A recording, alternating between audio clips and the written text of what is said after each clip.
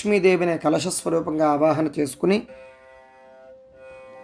షోడశోపచార పూజను చేసి అమ్మవారికి నైవేద్యంగా తెచ్చిన భక్ష్య భోజ్యాదులు ఫలాలన్నింటినీ కూడా అమ్మవారికి నివేదన చేసుకున్నారు.